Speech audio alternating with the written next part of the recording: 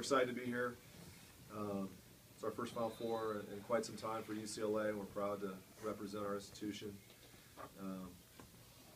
We're excited to play Ohio State. We know they're a fantastic volleyball team, one of the best serving teams in the country, if not the best serving team in the country. And so we know that we're going to have an incredible battle on our hands, and hopefully we'll get out and have a good practice and get ourselves prepared to go out and play our very best on Thursday evening. Coach, Vinny Lopes here from Off the Block. You played Ohio State in this venue to start the season. Was there a hunch when you scheduled that match in the offseason that you might be seeing them again in May in the same venue? Certainly there was a thought about it. It's hard to predict. And I don't know that at the beginning of the season that I would have predicted that we would have been here. At that point of the season, we were experimenting with a 6-2 and trying to figure it out, and we weren't sure how that was going to go. Certainly we were aware that Ohio State had the chance to win the MIVA and had a lot of good, young, talented players. The whole premise of doing the Pac-12 Big Ten Challenge over the next few years was to get into the venue where we were being hosting the national championship. So next year will be at Ohio State, the year after at UCLA. So the idea of getting into the venue and playing where the national championships were going to be held was certainly the concept behind it, and we're excited to be back. And looking at your team, I know we talked a little bit about the 6-2, but beyond that, what's been the biggest difference from your team when you first played them to now? Well, we have some different guys on the team, and certainly, I mean, that was really in the early period of trying to figure this out. And one of the things that I thought we did, just potentially at times a little uncomfortable for me, is let these guys just go play ball and create a little bit, particularly with Hagan and Micah, just being able to say, hey, what can we do with this offense, because it does allow for so much more flexibility. Historically, I've been a pretty big systems guy, so for me to just kind of say, hey, just go mess around, you know, is a little bit foreign to me. And literally during that time period when we were here in early January, that's what we were doing. We were messing around. So I'd like to think that we've formalized some structure to what we've been doing, figured out what was working, what wasn't. Certainly these guys are always still tinkering a little bit, and at this time of year I'm usually trying to back them off. We can tinker a little bit next fall, a little bit more, and just stick to what we know and our systems that we developed over the year. Coach, speaking of the Gordon Brunskill from Center Daily Times, speaking of the rematch with Ohio State, how useful is it at all that you face them in basically the first week of the season? I think it is useful. First, it's useful just to play in the venue where it's going to be hosted, so we're a little bit more familiar with the environment, getting around town, and it's visually familiar to us, and I think that's really important. In terms of Ohio State as a team, they're much improved as well, so I think you're seeing two different teams. Certainly some similarities. They have some great players, and we had some opportunity to look at some tape and see what they did versus us the first time, and they were effective. They beat us in the first set, and we were lucky. We actually got a call to go our way in the second set. We probably should have been down 0-2. So we know that. We have a ton of respect for what Pete has done with his team and the team they have on the floor. So we know we're in for another battle tomorrow. Mitch, you guys had an opportunity to be in the stands, watch the Ohio State-George Mason match. What did you take away from watching the Buckeyes last night? Just kind of go off what Coach said earlier. I mean, they're a great serving team. Miles Johnson serves the ball well, Scherzen. I mean, all those guys come out in the back line and just bomb away. So we got to come in tomorrow, really be focused, try and get in system as much as we can, and we got to take advantage of the opportunities where we can transition out and score some rails on them. And talking about serving, I'll open this up to all the players, whichever one of you wants to take it. You know, a lot was made about your guys' serving game in your last match against BYU. Don't need to remind you, 27 errors. Where is the confidence in your guys' serving game right now? I think it's still 100% there. I don't think that our confidence is very good at all. Yeah. Jake, for you this season, obviously sophomore season moving on, and what's been the biggest adjustment or development that you feel you've made in your game from your freshman year to your sophomore year? I think I'm just a little bit more comfortable out there on the court. You know, just coming in freshman year, I think I just had a lot to learn, both on the court and off. So I think this year it's just more, I'm just going out there and playing loose, playing with my team. And Micah, for you, it's been your freshman season. What's been the biggest adjustment for you transitioning from the high school club game in Hawaii to the college game?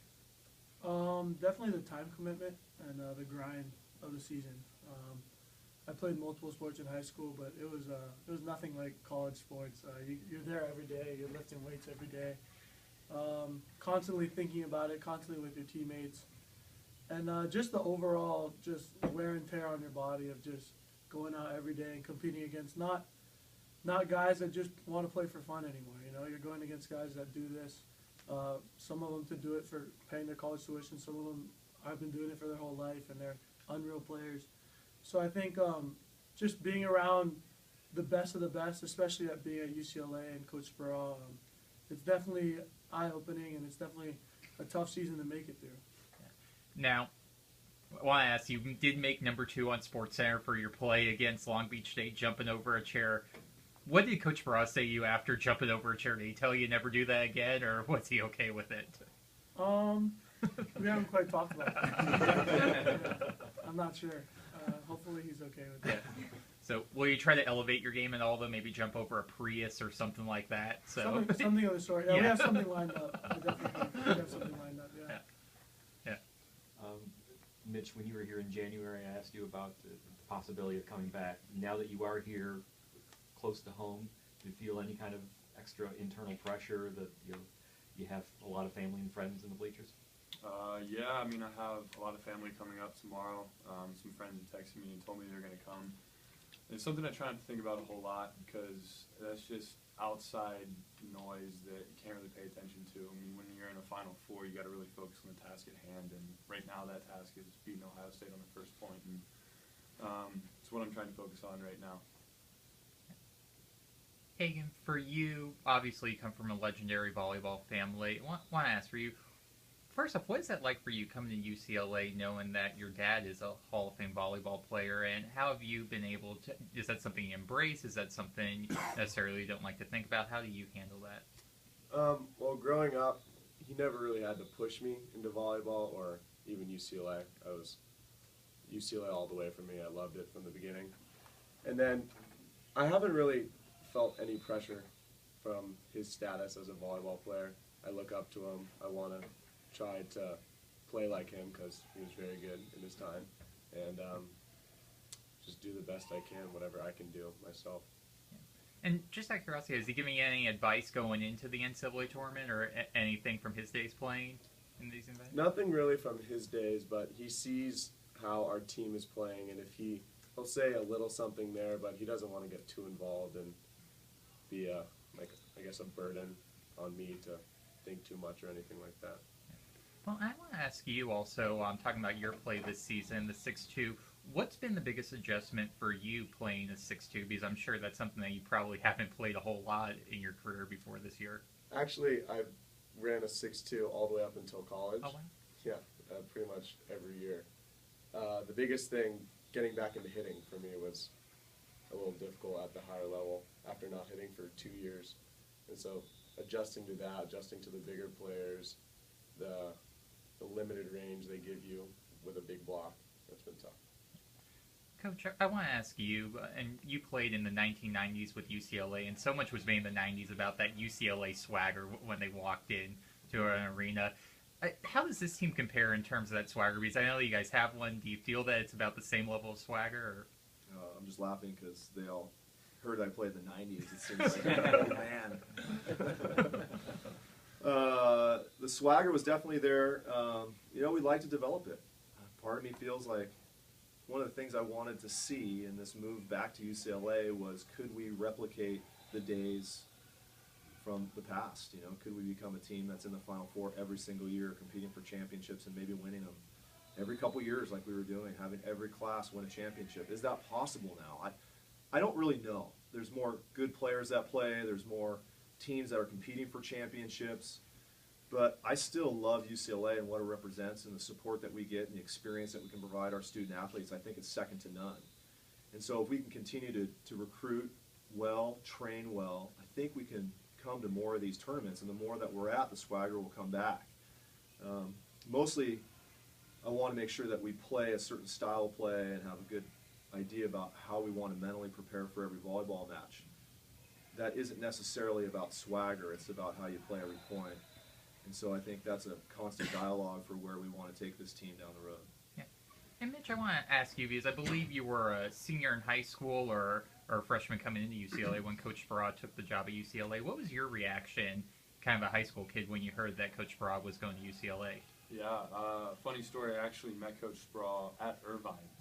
I went on an unofficial visit there and had a great conversation with him. And during that same trip I was on in California, I went to UCLA, and I had mentioned to my club coach at the time that if Spratt would ever get the job at UCLA, like that would be a dream place to play volleyball. I mean, it's one of the best coaches in the world, one of the top universities in the world. I mean, you put those two things together, and being in Los Angeles, can't really get much better than that. And whenever I actually called him to see if he had made his decision, and he said that he had like that day or like the day before, and I was like, holy crap, it's actually happening. Like, this thing's actually real. So I was pretty excited, you know, and I took some time. We figured out how to get myself there, and it's been awesome ever since.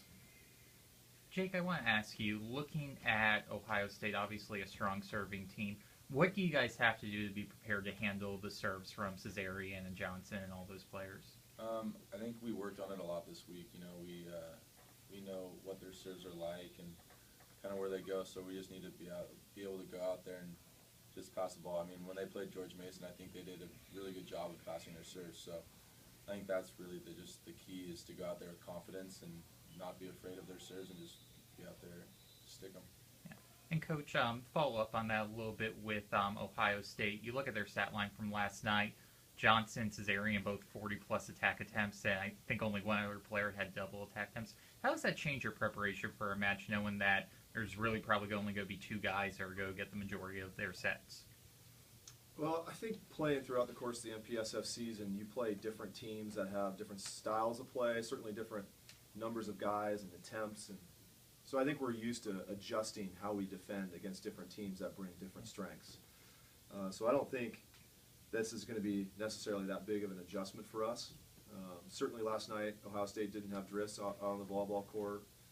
I'm sure he's going to be there on Thursday night, and that, of course, changes distribution numbers that may be what you saw on Tuesday night. So we know they're very capable of putting the ball away at every single one of their positions, and that will have to be pretty balanced and diligent and not overthink things too much and just play the game.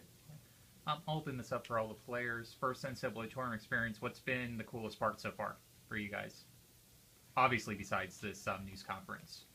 But I think, for me personally, getting UCLA back into the Final Four after a 10-year drought has been, it's really cool to be a part of the tradition that brings it back. And then free stuff is pretty cool too. yeah.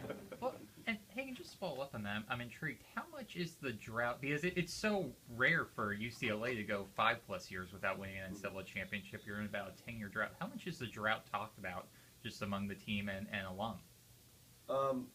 Prior to Coach Spratt, I'm not very sure, but when he came in, his goal was to change the whole attitude of the team and the culture of the team, to actually going for the goal to get back and get the championships instead of anything else, whatever is outside of volleyball. So as soon as he came in, I think the culture changed, and it's been one goal. All right. Final question from me, but I'll ask this because I know you guys are student athletes, beyond volleyball players. So what's been your favorite class this semester? I'm taking a really interesting sociology class right now. Political science class, actually, I took with both of these guys. Pretty fun. That one was pretty good. That was actually pretty interesting. I had to agree with Mike on that. I'm in a forest ecosystems class. It's very cool. I would study in Ohio State like crazy. Coach, I asked the same question to Alan Knipe earlier. With the broader